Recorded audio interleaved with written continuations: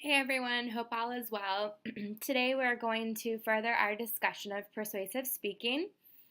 And as we begin, I want to start with a review of Monroe's motivated sequence. We will also do a persuasive speech brainstorm and then recap some information you already know about persuasive speaking as we are moving towards learning and preparing for your persuasive speech. There will be an activity applied with today's information as well as a quiz following, which will be due in tomorrow night before midnight on D2L. So make sure that you are in fact paying attention. So let's go ahead and get started with today's online class. So last week when we spoke, we talked about the goals of persuasive speaking, and this is really important to remember.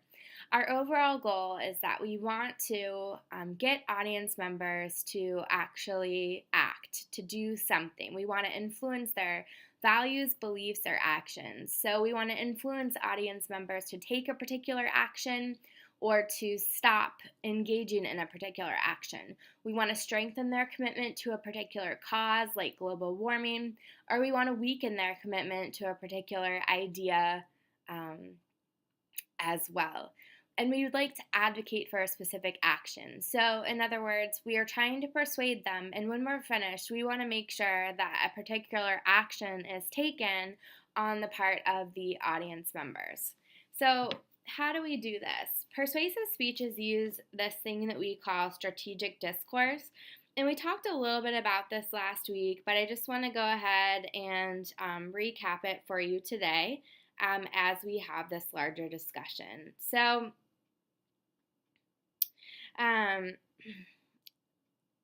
when you create your speech for a persuasive speech, you're using arguments to support your thesis in order to achieve your rhetorical purpose. Now, your rhetorical purpose, remember, is just to persuade audience members to do the four things above that we just talked about. And you're going to form arguments so that you can actually prove why we should take particular action regarding a particular cause.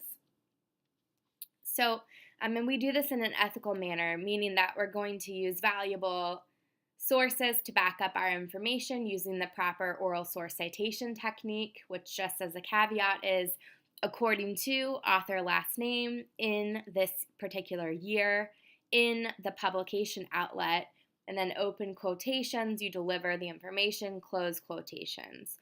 And while we're talking about oral source citations and persuasive speaking, I just want to point out that it's probably better if you don't use a really long quotation, or that if you do, that you spend time actually trying to memorize it so that you don't have to read to us while you're giving your persuasive speech. We really want to make sure that we're connecting through eye contact.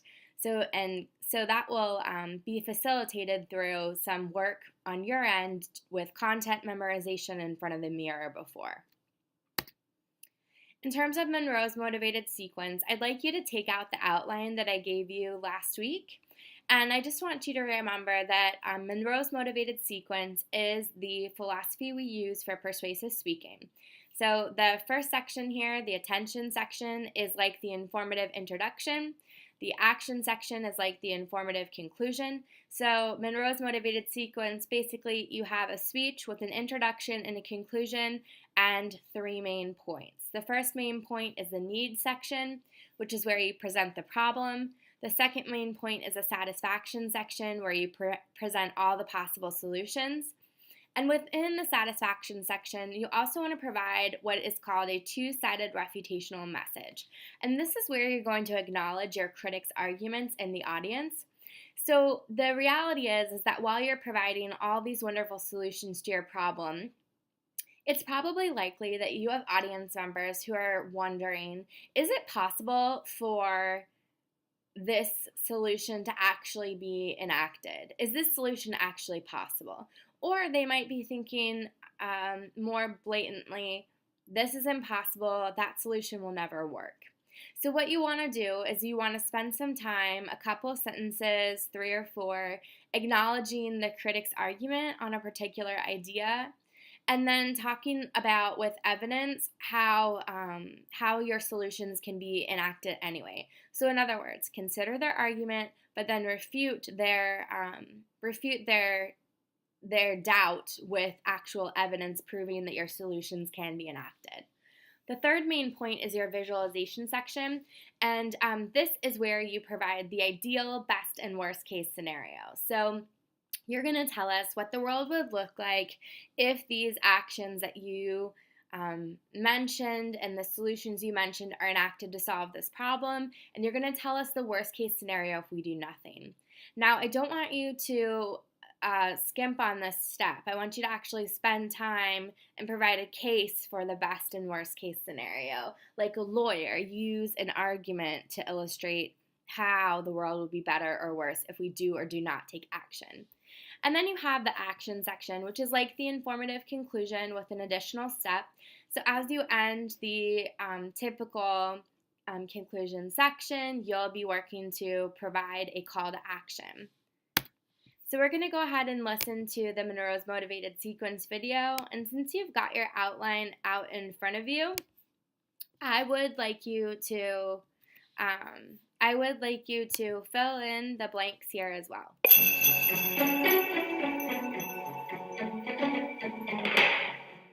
Persuasion is an art, but in order to get people to change, they have to be motivated to change. From the presidential election to a ShamWow commercial, motivating people to change their minds or behaviors is based on two main assumptions.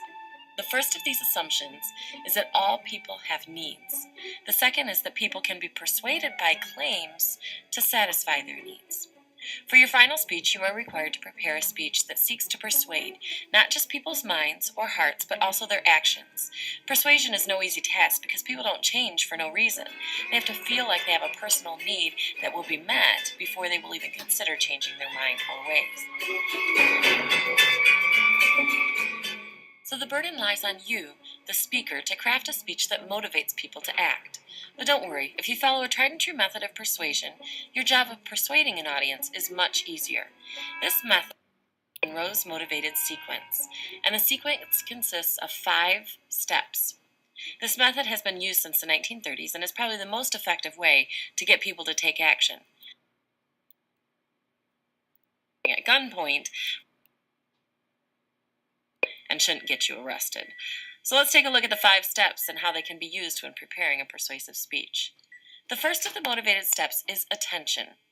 In this first step of Monroe's Motivated Sequence, you must get the attention of the audience by creating interest and desire to know more about the problem or need you will be presenting. In persuasion, the attention step is a bit different than what you've learned about as the hook for your other speeches. A hook just needs to get the audience's attention. The attention step of a persuasive speech needs not only to get the audience's attention, but more importantly, draw attention to the need or problem that you will detail in the second step of your speech. Therefore, the second step of Monroe's Motivated Sequence is need. In this step of your speech, you will show that the need or problem about which you are speaking is significant and won't go away by itself. The problem you're setting up should be stated in negative terms, and credible evidence should be used to demonstrate that this is a real and often widespread problem. The burden of proof in this step is great, and yet oftentimes students skimp on this step because they mistakenly believe that stating the problem is enough. But it's not. You have to, like a lawyer, build a case about this problem, looking at your problem from many different angles. Remember, if a person doesn't believe that something is a need that actually affects them, they will never act to change the problem. That is why you must prove that there's a problem and relate that problem to your audience. The third step of Monroe's Motivated Sequence is to satisfy. In this step, you need to provide solutions to the issue. To do this, you will need to provide a plan of action which will alleviate the problem and satisfy the individual's interests, wants, or desires. These solutions can be ones that the government, communities, schools, organizations, businesses, and other people groups should take to solve the problem. Think about this question: what are all the ways that this problem can be solved? The answer to that question should be implemented into your satisfaction step. Remember to think outside the box in this step. Don't just rely on obvious solutions that the audience with a little bit of logic could come up with on their own.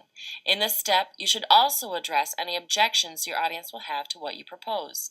This is a way that you can look at both sides of the issue so that you don't appear one-sided, but rather logical. Anticipate these objections and address them when you provide your solutions. The fourth step in Monroe's motivated sequence is visualization. In this step, you will give a verbal depiction of the world as it would look if your plan is put into operation. There are two ways to do this. Show your audience members how great the world would be if they do what you ask, or show them how terrible the world would be if they don't, or you could do both. You have appealed to your audience's logical side by using statistics and numbers in the previous steps of Monroe's motivated sequence. Now you can appeal to their emotions and desires. Because people are moved by more than just words, it also helps to be visual and detailed in this step. So paint a picture for your audience and help them to visualize what you propose. The fifth and final step of Monroe's motivated sequence is action. In this step, you will tell the audience what actions they can personally take to solve the problem. This is your speech's final call for personal commitments and actions based on what you've shared. Remember, people don't like to get outside of their comfort zones and spend their own time solving the problem you've presented, so be sure to make the action steps easy on them. For example, if you're asking your audience to take action by writing their legislators about the unfair state cuts in school funding, provide your audience with a pre-written letter that they can sign and send to an address you provide them with, or give them a link that they can go to and send a pre-written email. Or let's say you're trying to convince an audience to act on the problem of blood bank shortages. Making an action step easy for this topic may be to provide them with a business card with local bank centers on it and contact information printed on them. Or what if you were trying to convince your audience to become an organ donor when they get their license? Maybe you provide them with a brochure detailing what is required to become a donor, including links to michigan.gov or to forms that they can fill out to become an organ donor. Considering your audience's time and commitment is important when you're asking them to act. Now that you understand the steps of Monroe's motivated sequence, let's apply it to one of the examples we've just talked about, blood donation. Let's say you've prepared a speech urging your classmates to join a blood donors association. In the attention step, you may tell a story about a person who needed an emergency transfusion following a car accident, didn't get it, and died. In the needs step, you may present all the stories, statistics, and facts about how blood drives seldom collect enough blood of all types to meet emergency needs in the area that we live in. In the satisfaction step, maybe you show how blood donors associations guarantee a predictable, steady supply of blood on the medical community. In the visualization step, maybe you prove that without the steady supply of blood, our community will face needless deaths. With it, emergencies will be met with prompt treatment. And finally, in the action steps, perhaps you urge your audience to act by filling out the blood donors cards that you pass out. Now, obviously, a lot of your own words go into the stripped-down version of Monroe's motivated sequence that I just presented, but those steps must be in place. So let's review. Monroe's motivated sequence is a technique used to motivate people to action. It involves 5 steps. In the attention step, you want to get your audience's attention, and you want their response to be, I want to listen. In the need step, you are proving that a problem or need exists, and you want your audience's response to be, something needs to be done. In the satisfaction step, you present solutions to the problem or need, and you want your audience's response to be, this is what to do to satisfy the need. Next is the visualization step, where you ask your audience to visualize the results of action or inaction. You want them to think, I can see myself enjoying the benefits of such an action. Finally, in the action step, you are requesting your audience to act on the problem you've presented. You want their response to be, I will do this. Remember, in order to be persuasive, make sure to accomplish these 5 steps in order. Also, be sure your topic is relevant to your audience, as relevant as possible, and use sound research to show the need for your audience to do as you ask. All right, so the next thing we're going to do is look at the ideas of ethos, pathos, and logos.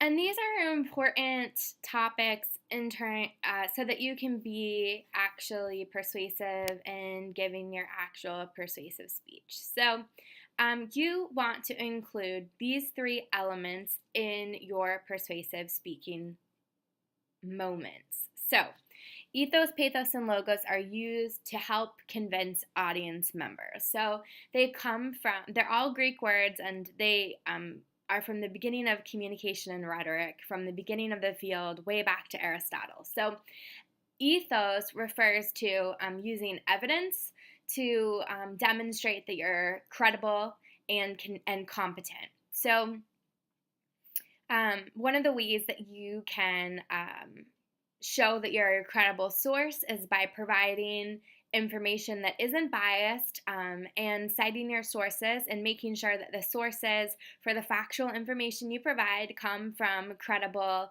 outlets. So, in other words, we would not want to talk about how the tobacco industry says that smoking cigarettes doesn't cause cancer, because this, of course, would not be credible, nor would it be true.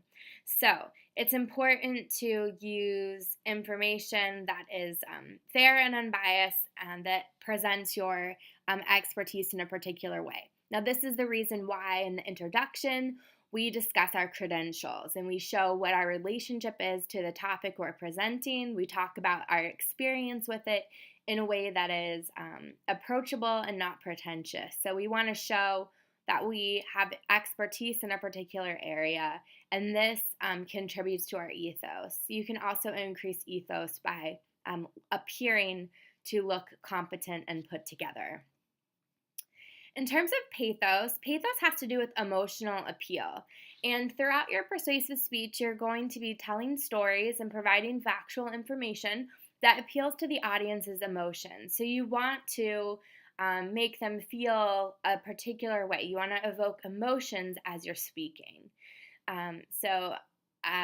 When I talked to you last week about a student who gave a speech in one of my classes about what happens to turkeys before Thanksgiving and all the suffering that they experience, this individual used pictures of turkeys and terrible experiences to show why eating turkey on Thanksgiving was so terrible. And honestly, I found it to be very persuasive myself. So you're using emotional appeal through stories, facts, and logic to evoke emotions in your audience to help persuade them to weaken a commitment to something, to strengthen a commitment to something, or to take a particular action. All right, so in terms of logos, logos appeals to logic. So you're using logic and reason to relate to your audience members. So you're using facts and statistics, and you're citing proper source citations for this particular information. So use important facts that actually help you construct a logical argument. In the problem section where we talked about presenting your problem as a lawyer would present a case and like why it's problematic, and using facts to examine that. This is a section where you really want to be heavy on logos. This means that you'll probably have many source citations in this actual speech in order to accomplish this persuasive goal. So I'm going to just have you look at this here for a second. You're able to examine an example of ethos, pathos, and logos. So I'm going to ask that you actually go ahead and pause this video and you read these examples of ethos, pathos, and logos.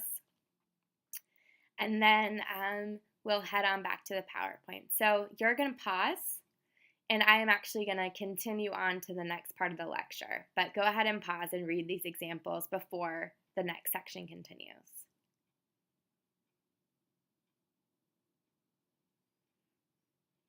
All right, so now that we talked about why it's important to use ethos, pathos, and logos in your persuasive speeches, we're going to come back to our outline. So I want to go ahead and take you through a persuasive speech brainstorm to help you come up with a topic. So I'm going to ask you some questions, and I'm going to ask the questions quickly, not leaving space like I would in class. So just go ahead and hit the pause button after each question so that you are able to participate in the brainstorm. So I've gone ahead and listed the questions here below. So the objective is to help you think about what your topic could be using Monroe's motivated sequence. So I'm going to ask you some questions. Go ahead and pause after each one and respond. What causes are you passionate about? List all the causes that you are passionate about.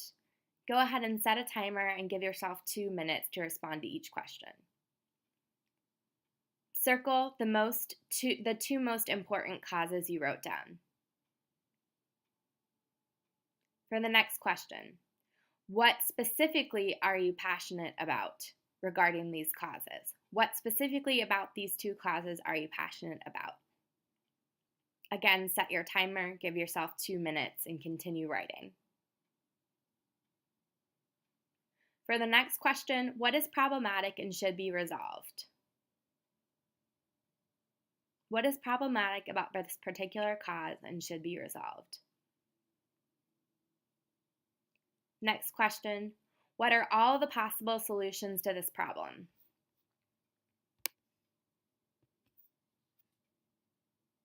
Next question, what organizations or institutions are already working to solve this problem? If no one is working on this problem, who could be working on it? And finally, list as many reasons why as possible is that people should see this problem as urgent and important.